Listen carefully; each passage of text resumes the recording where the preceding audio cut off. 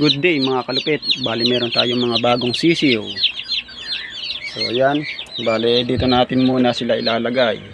Siguro mga 1 week. So naggawa tayo ng separator ng kanyang paglalagyan. So itong salamin ay kapos, kaya naglagay tayo ng brace. So ayan ang kanyang itsura. Then nilagyan natin ng kusot. So ito yung divider, para hindi bumagsak yung mga sisiw, kasi pag sinarado natin kapos yan, so possible na mahulog yung mga sisiw. So pag may ganyan, safe sila. Then 3 layer ang ating gagawin, isa dito at saka isa rin dito. So ito yung ating mga so ito yung ating mga piyesang ginamit. Lalagyan din natin dito, then dito. So yan. So dyan pwede na natin lagay yung kahit mga 10 sisiw.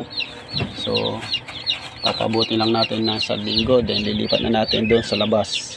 So nagtaglamig kasi, kaya medyo mahina sisiw sa lamigan.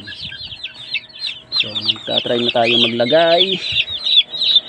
So yan o.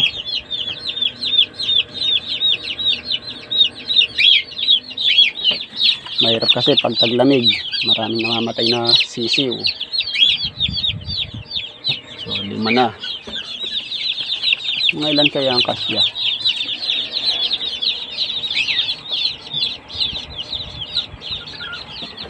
Siyam. Then try natin itong 10. So mukhang pwede naman itong 10. So ayan o, safe na safe ang ating alagang sisiw. So pag sinarado natin, yan o, meron silang init.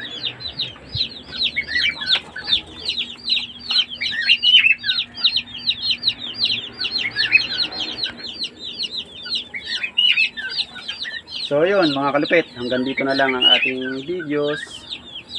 So ayan sila.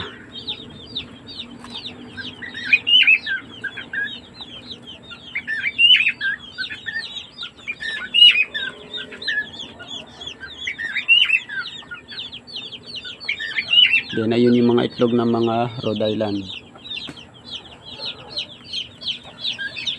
So yun o, ang sisigla nila sa loob.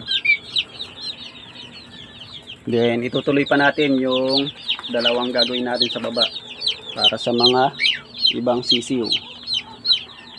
So yun, hanggang dito na lang mga kalupit. Ingat at bye bye.